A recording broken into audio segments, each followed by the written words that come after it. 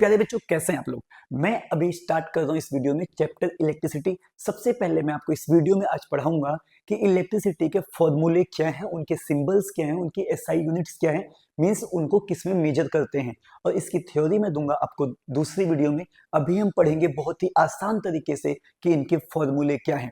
तो बच्चों ध्यान देते हैं। देखो, सबसे पहला Q, Q is equal to N E. Q का मतलब बच्चों होता है चार्ज। आपने 9th में पढ़ा होगा, प्लस चार्ज होते हैं, माइनस चार्ज होते हैं। बट हमने 9th में बच्चों ये भी पढ़ा था कि प्रोटॉन फ्लो नहीं करते। तो बच्चों हम यहाँ पर बात करेंगे सिर्फ जो चार्ज इलेक्ट्रॉन पर होता है।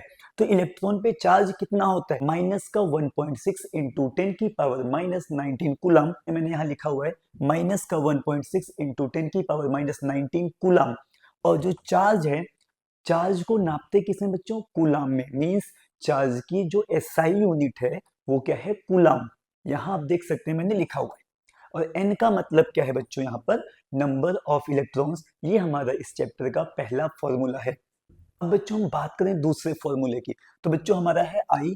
आई इक्वल टू क्या है बच्चों, क्यू अपॉन टी। टी हम पढ़ते आए हैं बचपन से। टी का मतलब टाइम है, क्यू मैंने आपको बता दिया, क्यू का मतलब चार्ज है, और आई का मतलब है इलेक्ट्रिक करंट। क्या मतलब बच्चों, इलेक्ट्रिक करंट। और इसकी जो एसआई यूनिट है आप देख सकते हैं मैंने लिखा है, इसकी एसआई यूनिट जो है वो एम्पियर है, और एम्पियर का सिंबल ए होता है। अगर हम थर्ड फॉर्मूला की बात करें तो W equal to V Q. W का मतलब वर्क डन होता है। जैसे किसी भी यूनिट चार्ज को एक पॉइंट से दूसरे पॉइंट तक ले जाने में जो भी वर्क डन होगा उसे हम कहते हैं पोटेंशियल डिफरेंस। जैसे मान लो बच्चों ये कोई कंडक्टर है, इसमें एक पॉइंट से दूसरे पॉइंट तक जब मैं यूनिट चार्ज को लेकर गया, उसको ले जाने में जो भी वर्क डन हुआ उसे हम क्या कहते हैं बच्चों, पोटेंशियल डिफरेंस। तो W हो गया बच्चों वर्क डन, और V क्या हो गया हमारा पोटेंशियल डिफरेंस। हमको पता है हम वर्क नापते किसमें, जूल में। अब बच्चों हम बात करें चौथा फॉर्मूला। बच्चों V क्या है, V जो है बताया मैंने आपको, V हमारा पोटेंशियल डिफरेंस है। जो हमारा I है वो इलेक्ट्रिक करंट है, और जो बच्चों हमारा R है वो रेजिस्टेंस है। बच्चों देखो R क्या है, रेजिस्टेंस। रेजिस्टेंस करता क्या है, रेजिस्टेंस करंट के फ्लो को रोकेगा।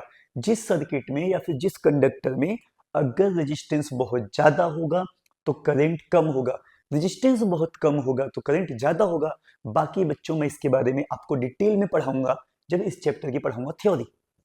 रेजिस्टेंस का जो एसआई यूनिट है वो बच्चों ओम है, आप देख सकते हैं ओम है, ओम का सिंबल है ये, ठीक है। और पोटेंशियल डिफरेंस की जो एसआई यूनिट है वो वोल्ट है, और वोल्ट का सिंबल जो होता है वो होता है वी। क्या होता है, इसको बच्चों रो बोलते हैं, RHO, ठीक है।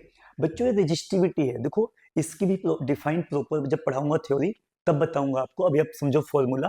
रो का मतलब यहाँ पर रेजिस्टिविटी है, एल का मतलब है लेंथ ऑफ वायर, और ए का मतलब है एरिया। और रेजिस्टिविटी की जो एसआई यूनिट है वो क्या है बच्चों, ओम मीटर। क्या है बच्चों, ओम मीटर। बच्चों जो हमारा अगला फॉर्मूला है, अगर मुझे निकालना है रेजिस्टेंस इन सीरीज, ठीक है बच्चों, तो बहुत सिंपल सा है, R S equal to R1 plus R2 plus R3। क्या बच्चों, R1 plus R2 plus R3। ये मेरा रेजिस्टेंस इन सीरीज का फॉर्मूला है। अगर बच्चों देखो मुझे निकालना है रेजिस्टेंस इन पैरेलल, तो क्या करेंगे, सीरीज में हमने सीधे जोड़ दिया था, पैरेलल में बच्चों उन्हीं वैल्यू को अपॉन में रख देंगे। 1 upon R P equal to 1 upon R1 plus 1 upon R2 plus 1 upon R3। हमारा अगला जो फॉर्मूला है वो है P equal to V I. P का मतलब होता है पावर, ठीक है, और V का मतलब बता रखा है मैंने आपको, I का बता रखा है। बच्चों जो P है पावर, पावर की जो एसआई यूनिट है वो वॉट है, और इसको हम किलोवाट में भी लिख सकते हैं। और V का हमें पता है वोल्ट है, और I का पता है बच्चों क्या है, एम्पियर है। अब बच्चों देखो अगला फॉर्मूला। बच्चों देखो I को हम Q अपॉन टी भी लिख सकते हैं, ये फॉर्मूला मैंने आगे बता रखा है आपको। तो P का एक फॉर्मूला ये भी हो जाता है। और बच्चों देखो H का एक फॉर्मूला होता है आई स्क्वायर आर टी, जो हमारे एनसीईआरटी में है। बच्चों आई का मतलब बता रखा है मैंने आपको, एक बार और देख लो बच्चों। एच का मतलब हीट है, हीट की एसआई यूनिट जो है वो जूल होती है। और आई जो होता है बच्चों वो करंट है। आर हमारा क्या है, रेजिस्टेंस है। क्या है बच्चों, आर रेजिस्टेंस है। और टी हमारा टाइम है।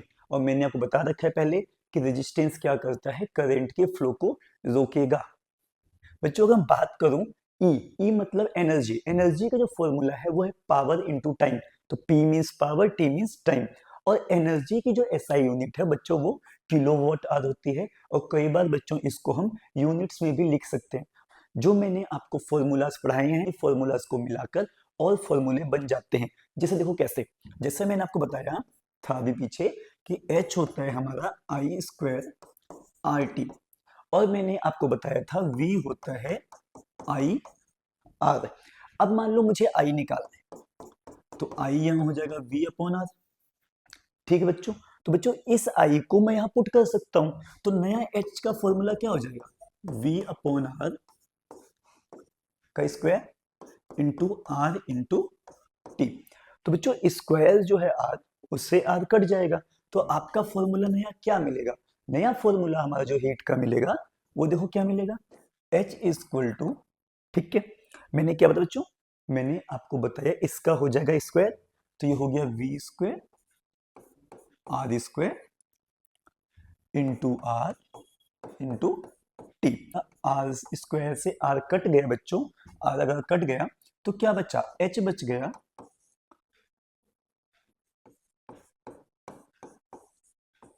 ये बच गया बच्चों, H बच गया हमारा क्या, V square T upon R. तो मैंने बताया कि मैंने जो भी लिखवाए आपके फॉर्मूले इस चैप्टर के, मैंने आपको सारे फॉर्मूले इस वीडियो में बता दिए हैं। बाकी इन्हीं फॉर्मूले को मिलाकर बाकी नए नए फॉर्मूले बन जाएंगे। जब मैं आपको इस चैप्टर के न्यूमेरिकल्स कराऊंगा तब मैं उन्हें यूज करके दिखा दूंगा कि इन फॉर्मूलों से नया फॉर्मूला कैसे बनाते हैं और उन्हें कैसे यूज करते हैं। ये जो मैंने आपको बताया वो इस चैप्टर के सारे बेसिक फॉर्मूले थे। ठीक है बच्चों, थैंक यू सो मच, मिलते हैं जल्दी अगले वीडियो में।